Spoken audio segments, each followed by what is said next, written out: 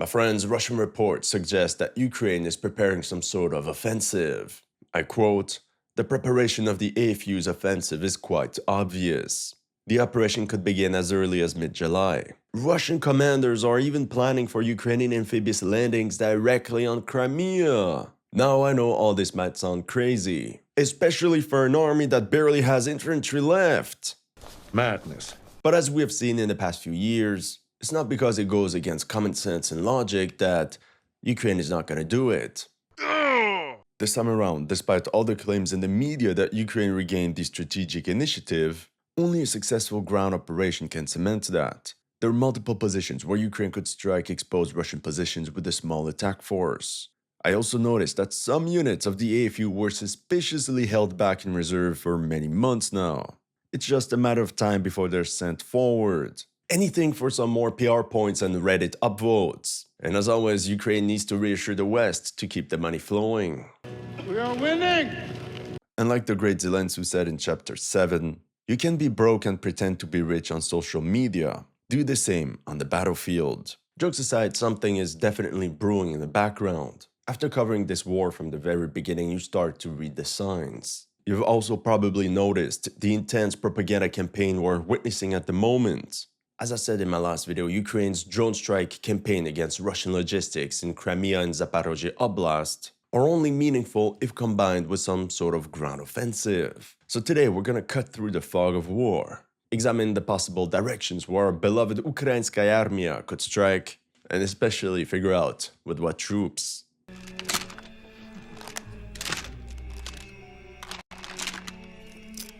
But before we look into all this, a quick word from today's sponsor. Nowadays, there's so many AIs to choose from, and I'll be honest, it can really feel overwhelming. But there's this one AI tool that I think you will use every day. That's why I wanted to present you Chat LLM from Abacus AI, the sponsor of today's video. On chatllm.abacus.ai, you can find many LLMs, like ChatGPT 5.4, Gemini 3.1 Pro, Claude Opus 4.6, Grok 4.1, DeepSeek, all in one place. Often the problem is that we don't know which LLM is the most appropriate for the task at hand. Root LLM automatically picks the best model as per your prompt. It can even help you code. You can also generate crazy visuals with Nano Banana 2 and Flux for images, and full-fledged video generation with Sora 2, Kling 3.0, and many more. You know, it's always a bit embarrassing to read an email from a colleague that was clearly generated by AI. That's why on Chat LLM there's a feature that helps you make the text more human and avoid AI detectors. And if you need a quick last-minute PowerPoint presentation for work, you can create deep, researched, professional AI presentations within seconds. And let's say you need a website, and you want it fast, at low cost. The Star is this very powerful general agent that helps you build full apps, websites, mobile apps, AI agents, and even other AI apps. You can get all this for just $10 a month. It's way cheaper than subscriptions for all these LLMs separately, and with huge token limits. Visit chatllm.abacus.ai or simply click the link below. So let's talk about this Ukrainian offensive for the summer of 2026. Some Russian military bloggers like Alexander Kharchenko believe something is bound to happen. He wrote there's intense activity of Ukrainian reconnaissance drones in several directions at once. And it's impossible to associate this with anything other than determining the direction of the main attack and the one of the diversion. Please keep British planners far away from this operation. So let me know in the comment section that if Ukraine was about to attack, where would it be? All we know is that at least this time, the armed forces of Ukraine are practicing OPSEC and didn't drop a GTA 6 type of teaser right before the actual offensive. Now this is where it gets interesting. I've noticed that over the past year, some brigades from the Ukrainian Marine Corps have been more or less held back in reserve. On the deployment map as of July, there's the 39th Marine Brigade west of Kupiansk. The 36th Marine is pretty busy right now in Kostiantynivka, or what's left of it. The 35th and 38th are deployed north of Pokrovsk. But then check this out. There are the 37th and 40th Marine Brigades covering Dnipropetrovsk Oblast. I don't recall them doing anything there. And then there's also the 34th Marine Brigade that has been sitting in Kherson for a while now. As a matter of fact, in March, elements of the 34th, 39th, and 40th Marine Brigades were detected in Kherson. It's only a couple weeks ago that the 39th and 40th Marine Brigades were marked in other parts of the front. But that doesn't mean that their entire structure is actually deployed there. It could be Maskerovka. This means potentially 3 Ukrainian brigades could be stationed in Kherson. And you will also notice that the headquarters of the 30th Marine Corps is in Mykolaiv. The next question is, what could be the mission assigned to these Ukrainian Marines? Yeah, because last time it ended in a complete disaster. The casualties in Krinky were so high that NAFO bots just shoved it under the rug. Over 1,000 Ukrainian Marines were KIA or went missing for pointless propaganda operation that dragged on for months. One obvious landing zone could be the Kinburn Peninsula. We talked about it in my last video. That's where a Ukrainian drone dropped a Ukrainian flag a couple days ago. From a political perspective, the Kinburn Peninsula is the only part of Mykolaiv Oblast that Russia still holds. So by tightly grabbing the tip of this peninsula, Ukraine could announce to the West that it has fully liberated Mykolaiv Oblast. Another oblast taken from the Russians. From a military perspective, the Kinburn Peninsula seems to be a perfect place for an amphibious landing. This Russian footage, filmed to confirm their control of the sector, also offers a clear look at the terrain.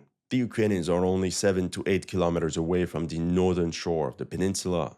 In small assault boats, Marines could cross the estuary in about 8 minutes. Additionally, the town of Oleshky and the neighboring settlements could be used to concentrate forces in secret. Oleshky could also play a central role to resupply these Ukrainian breachheads, either with naval or aerial drones. As a matter of fact, Russian military bloggers are also worried about the new unmanned landing crafts that the Ukrainian Marine Corps is developing. The other benefit of this operation is that it could be achieved with a relatively small landing force. Something very important for Ukraine right now. In my opinion, a battalion would be enough to secure these 4 villages. And by striking at multiple points at the same time, many Russian troops could become trapped and thus surrender. Meaning more PR points. Meanwhile, Rybar believes that the Ukrainian assault force is equivalent to a brigade. 2,500 men, 46 boats, and over 100 inflatable boats for this operation. But there's more. If Russian forces were to counterattack, they would be forced into a bottleneck. At this point of the peninsula, the width is the smallest, just over 4 kilometers, with only 2 roads to enter. Russian armored columns would simply get annihilated. We rarely talk about the benefits of small girth, but there you go. Ukrainian drone teams could easily create a local interdiction zone to prevent supplies and reinforcements from going through.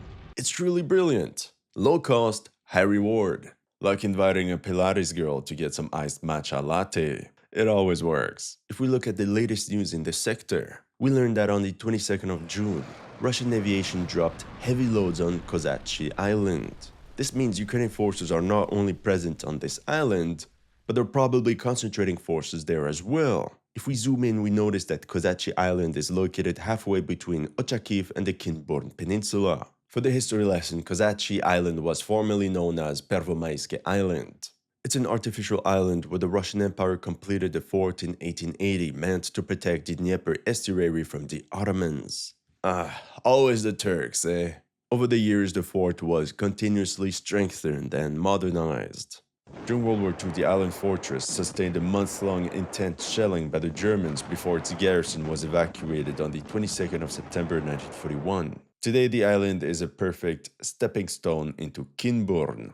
Here's a picture of the island from a beach on the peninsula. Kozachi Island is also the home base of Ukraine's 73rd Naval Special Operations Center.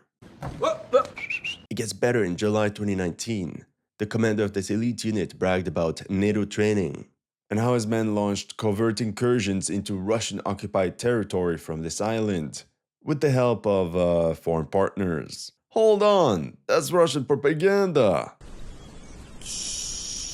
For now, the 73rd Naval Special Operations Center is marked as being deployed in Dnipropetrovsk Oblast. It's pretty far from the Black Sea. Maybe one of their teams is actually in Dnipropetrovsk Oblast, but what about the others? So I think operatives of the 73rd Naval Special Operations Center could land first on the Kinburn Peninsula and pave the way for the Marines. The other thing is how on the 25th of June, Ukrainian HIMARS struck this fortified position south of the Kinburn Peninsula. Now, to be honest, we don't know what type of targets the Ukrainians destroyed. But still, this means that if UAVs can create local interdiction zones, HIMARS could prevent any Russian concentration of forces in a 25-kilometer radius. I think all the pieces are set and ready. Amphibious landing, photo operation, liberation of Mykolaiv Oblast, maybe a couple Russian prisoners, and there you have it. The perfect PR operation. Using the intel from local partisans, also known as Trust Me Bro, the ISW even claimed the peninsula had been abandoned by Russian forces on the 8th of June. But Russian paratroopers of the 337th Guards Air Assault Regiment said otherwise. It's possible that the Russians mined the most likely landing zones and left token detachments behind to slow down the Ukrainian landing force while FPV drone teams intervene. There's more because once in control of the Kinburn Peninsula, the Ukrainian Marine Corps could also launch amphibious raids against Oleshky or Ivanivka. Overall, if successful, this entire Ukrainian operation could bring the AFU one step closer to Crimea. And like I stated in my last video, it's a good combination for the current drone strike campaign. It's also important to mention that on the 28th of June, Russia launched 5 Gerans as a preemptive strike on an alleged training camp of Ukraine's Marine Corps located 20 kilometers north of Kinburn. Mykolaiv, the main logistics hub of the operation, is also constantly getting bombarded by Russian aviation. Let's see. Thing is, Ukraine has possibly up to 3 Ukrainian Marine brigades at hand. It can definitely do more than just launch an attack on the Kinburn Peninsula. That's why I also think the AFU could disembark and consolidate a bridgehead in Oleshky. It was a town of 24,000 inhabitants before the war, located on the east bank of the Dnieper and only 4 kilometers away from the city of Kherson. For Russian commanders in the area of operations of Kherson Oblast, this is definitely threat number 1. Politically because of the symbolism of the Antonov Bridge, militarily because Oleshky is the largest town in a 25-kilometer radius. Its urban area could provide an excellent base to concentrate reinforcements, and in turn it would be very difficult to dislodge Ukrainian troops from this bridgehead. This amphibious landing operation could also be kept nearly secret until the last moment because Kherson is such a large urban area. This means the AFU could conceal multiple brigades, and that's why the city is constantly getting struck by Russian drones. But as a result, there's also a lot of civilian casualties. So is Ukraine really preparing some amphibious operation in Kherson Oblast? Well, if we look at the latest news, Ukrainian drones have been harassing the 100-kilometer-long E97 road to weaken Russian logistics between Kamianske and Oleshky. But it seems that to avoid making their target too obvious, the Ukrainians blurred the line by launching drone strikes a bit everywhere. Crimea, Zaporozhye, the M14 highway, Donetsk. On the 23rd of June, Ukrainian drones also struck the bridge over the Crimean Canal in Stavky. It's one of the main bridges linking Crimea to Kherson Oblast. But since the canal is currently completely dry, Russian engineers simply built a secondary road right next to it. We can mention how in the past weeks, Ukrainian aviation launched numerous airstrikes across Oleshky, specifically targeting the largest buildings of the town. It's not a surprise that this was combined with daily FPV drone strikes by Ukraine's 34th Marine Brigade. Now let's take a moment to talk about this formation. You probably never heard about it. I certainly didn't before working on this video. While looking through their feed, I noticed that the brigade also carried intensive training in urban areas. Interesting, right? Turns out the 34th Marine Brigade, officially known as the 34th Separate Coastal Defense Brigade, is actually a new formation, because it used to be the 124th Territorial Defense Brigade. Hold on a second. Now I remember. Wasn't it one of the units that participated in the Krinky fiasco? A few moments later. Oh yeah, check this out. Ukrainian Marine Brigades were supported by 2 Territorial Defense Brigades, the 124th and 126th, the latter now formerly part of the Marine Corps. That also explains why we've never heard about these brigades before. They're brand new. It's important to note that up until then, all these amphibious raids were carried out by men of the Territorial Defense, literally cannon fodder, namely units of the 123rd, 124th, 126th, and 129th Territorial Defense Brigades. As a matter of fact, on the 13th of August, the 126th Territorial Brigade launched an important attack against Kozachi Lahiri, and they held the bridgehead on their own for at least a week until they were forced to pull back. So the 124th Territorial Defense became the 34th Marine, and the 126th Territorial is now the 39th Marine Brigade, and both took part in the Krinky disaster. What, we some kind of suicide squad? Yeah, you can definitely tell that this is a former territorial defense unit. Even the 73rd Special Operations Center we just mentioned was involved in Krinky. It seems all the friends are back together for a new adventure. Additionally, on the 15th of June, Dmytro Pulinec, the commander of the 34th Marine Brigade, announced that Ukrainian Marines have driven out the occupiers from part of the islands between Kherson and Oleshky. There's no way to confirm if this statement is true or not, but it's interesting that it's made right now. It would also mean that Ukrainian forces have taken a foothold in this area between Dachi and Oleshky. As a reminder, in April 2023, some Ukrainian troops already secured a foothold in the village of Dachi right under the Antonov Bridge. These islands are really a stone's throw away from Oleshky. And if we look at the training videos of the newly formed 39th Marine Brigade, they're practicing the use of tactical boats in swampy areas. They're definitely up to something. And on the 20th of June, the 34th Marine Brigade announced that Anton Milayev, a Russian soldier, surrendered to them in the area of the Antonov Bridge in April. And guess what? This soldier is the great-grandson of the USSR Secretary of State Leonid Brezhnev. The propaganda machine is already in motion. So as of now, we have a potential amphibious landing on the Kinburn Peninsula and a possible landing against Oleshky by the 34th and 39th Marine Brigades. This also means we have to keep an eye on Hola Pristan. This settlement saw heavy Ukrainian airstrikes in April, but nothing much since then. In these drone interceptions, we can also get a view of the current state of the Dnieper estuary. It's very swampy. We could also look further north of the Dnieper, definitely not Krinky, maybe Novakhovka. Oh yeah, we could actually be looking at another amphibious operation. According to some Russian military bloggers, increased activity of the AFU is noticeable in the area of Enerhodar. For the newbies among you, that's where the Zaporozhye nuclear power plant is located. I don't know if you remember, the OGs will, but in late summer 2022, Ukrainian special forces tried to storm the place. Now, it was a total fiasco, burning barges, heavy casualties, and yes, it was planned by the British. Groups of Ukraine commandos trained by the British disembarked near the power plant. They landed 3 kilometers from the power plant and they were met immediately in a Russian ambush. Russian helicopters took off and blasted the entire bank of the reservoir. But to be fair, a large part of this disaster is because some Ukrainians tipped off the Russians right before. It took a long time for Ukraine to even admit that they had launched this operation. So would Ukraine actually launch an operation to storm Enerhodar in 2026? Well, according to me, highly unlikely. First, because there are no Ukrainian drone strikes or airstrikes to be reported, nothing in the vicinity of the town. But it makes sense. You can imagine the bad press if the nuclear power plant actually got damaged. Ukraine already has Chernobyl. They don't want to be responsible for yet another nuclear incident. The other thing is that the Dnieper River in this area is essentially gone. According to the latest satellite imagery, this is what the river currently looks like. It's all dried up or made of swamps. The entire Dnieper River shrunk up to 300 meters wide. Ukrainian Marines would have to navigate for 20 kilometers in a sky full of enemy drones without any cover, only to disembark in open ground. It's definitely not worth it. Maybe helicopters. Although last time they were used, it didn't end well. Look, maybe Ukraine could disembark troops on the western side of Enerhodar, near the village of Kamianska-Dniprovska. It's only 8 kilometers away from Nikopol, so it's much easier to send reinforcements and supplies, and it's also further away from Enerhodar. But then again, what for? Maybe this could be a diversion, at best. Let's move eastwards towards the Zaporozhye front, near the town of Kamianske.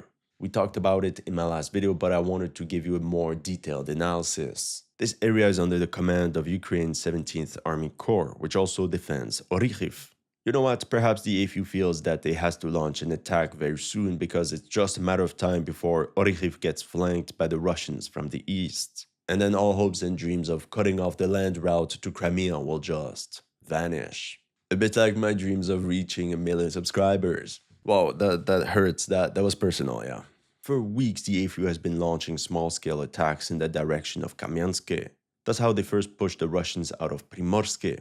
Remember, we talked about the Russian presence in the settlement in one of my previous videos.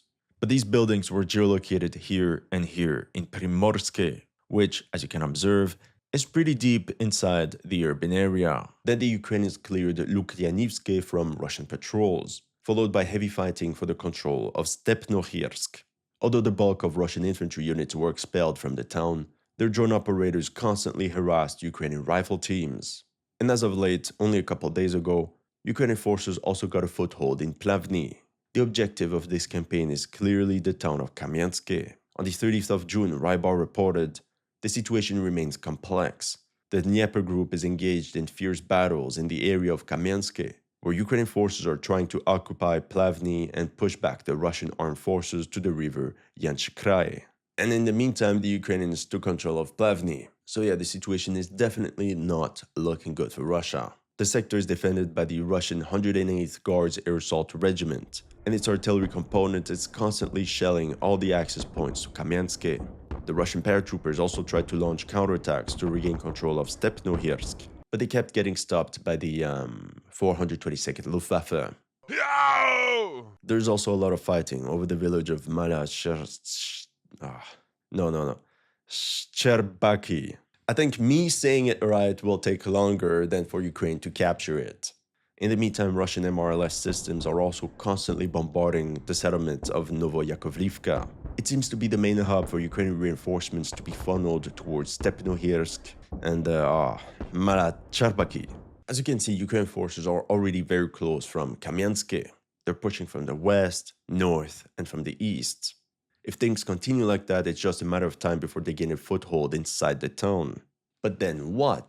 For sure, the axis Kamianske-Melitopol is the most straightforward way to cut the land route to Crimea. Time for the big arrow offensives, but realistically, it's also 75 kilometers away. And there are also a lot of Russian forces positioned south of Kamianske to prevent such a Ukrainian breakthrough. I also have to add that the Ukrainian formations deployed in the sector, they're not crazy. Mostly territorial defense units plus the 128th Mountain Brigade. This direction just lacks testosterone. So maybe the push on Kamianske could be the diversion, with the main hook coming from the east. But regardless, for any serious push, Ukraine would definitely need some reinforcements. I mean, I have to admit that Ukraine's panoply of new assault regiments remained pretty much low-key in the past few months. In my opinion, they're definitely cooking something. In summary, the 2026 iteration of Ukraine's summer offensive could involve amphibious landings against the Kinburn Peninsula, plus a breachhead in Oleshky, as well as a strike against Kamianske. At last, we cannot exclude a Ukrainian landing on Crimea. Let's be honest, it would make the perfect PR stunt. Imagine Ukrainian special forces could disembark, plant a flag, take a picture, and just take off. A bit like what they did on the oil rigs on the Black Sea. And as we've seen in the past years, it's not because it goes against common sense and logic that Ukraine is not going to do it. You can already imagine what the NAFO bots in the mainstream media would write about such an operation. Oh my god, Russia is so weak, they can't even defend Crimea. But nonetheless, as you can see in this picture, Russian military planners are taking this threat seriously enough to run an entire war game. Ukrainian special forces could definitely land on Crimea, but there's no way they could actually hold the ground. So it would be a one-way mission. So I don't think Ukraine is going to attack Crimea. But notice at the top how the Russians already marked the Kinburn Peninsula as beyond their own lines. My friends, always pay attention to the details. That's all I have for you today. Let me know in the comment section what you thought of my analysis. If you're new to this channel, make sure to like, hype, and subscribe. And if you want to support my work, make sure to check out my Patreon or PayPal. The links are in the description below.